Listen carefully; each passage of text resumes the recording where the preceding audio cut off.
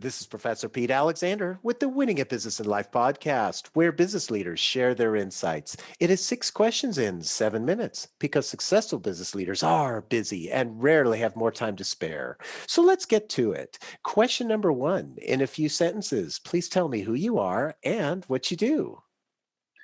My name's Sean Price. I'm the founder and CEO of Velez Managed Services. We are a global IT services business based in the UK.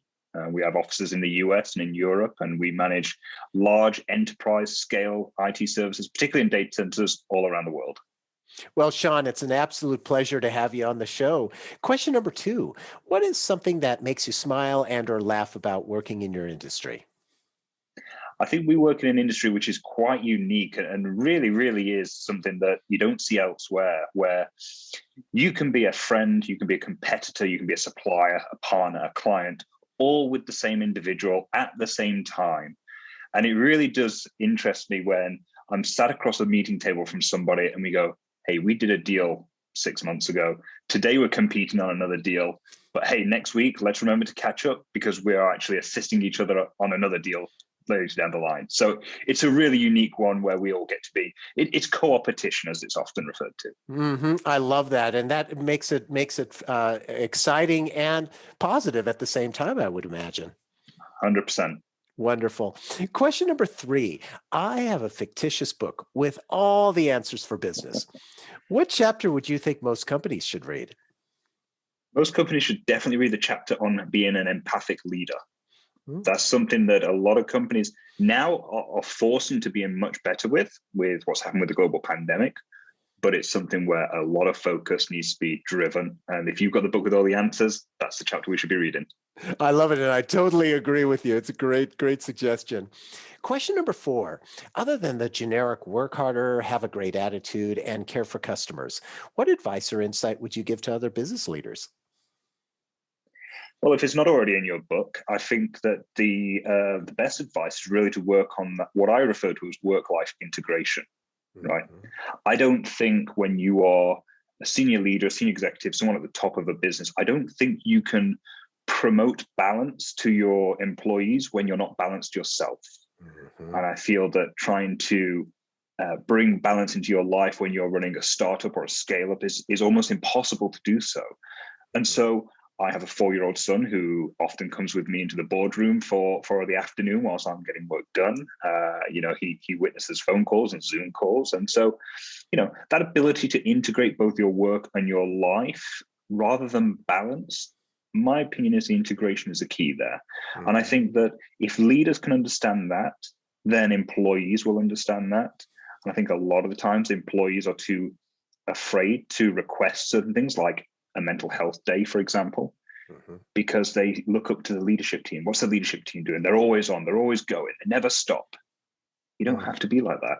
Find that integration, find that balance, if that's what you want to call it, and you'll see tremendous growth within the organization. And it is so insightful what you're sharing, because I can imagine, many times when I worked at organizations where you hit the nail on the head. It's you're trying to follow what the leaders are showing, and if you have a person that you directly report to who's working all the time and never takes breaks and is firing off emails all the time, you almost feel like you have to keep up with that, or else you're going to be considered a slacker. And what you're saying here is if you model it, that the employees are more likely to trust you and to model that positive behavior as well. Am I understanding you correctly? 100%. And I won't say I'm not guilty of those 3 a.m. emails. Of course I am, particularly when we operate on different time zones, that there needs to be an element of that. But I'll tell you what, I sent an email to the whole company back in August when this was still, the pandemic was still in full swing. And I said, we made a management decision that we were going to not participate in the recession that was coming. Because what we had to do was show people that positive mental attitude and that, hey, let's go get them. That's a great way to do it. Thank you for sharing that. I think our listeners are going to learn a lot from that as well.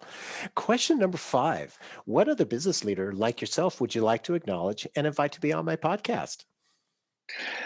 I often get asked who was my mentor, who did I look up to as I came up through business, and there was never anyone who was technically a mentor. But there's a chap called Andrew Scott here in the UK who, Mhm. to this day, I've watched him grow and sell businesses. I've watched him develop and really lead some insightful teams. And he'd be a fantastic guest. And he's got some real stories that can put the hairs on the back of your neck go up. Oh, I'm looking forward to that. I appreciate that referral. And our final question, question number 6. Please tell me about your first job. I started off very fortunate where my first job was actually working for myself.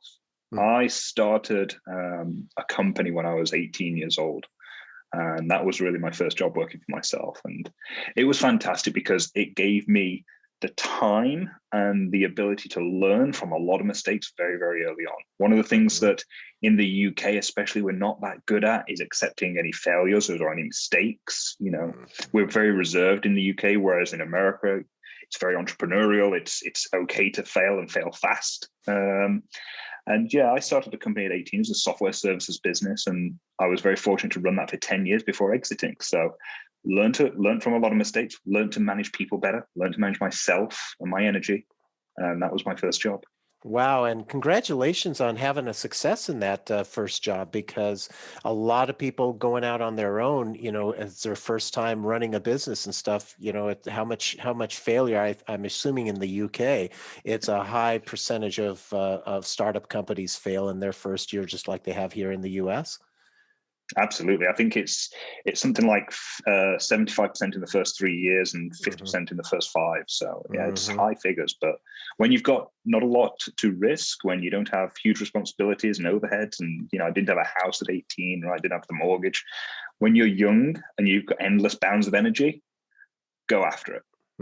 That's a great advice. Thank you for that. And Sean, thank you so much for being on the show. How can people find you? Easiest way to find me is look me up on LinkedIn, Sean Price. I try to get involved in the other socials, but I'm a CEO of a fast-growing business, and I'm busy. Absolutely, and that's why you're on this show. So this is Appreciate it. Professor this is Professor Pete Alexander with the Winning at Business and Life podcast. Thanks for listening.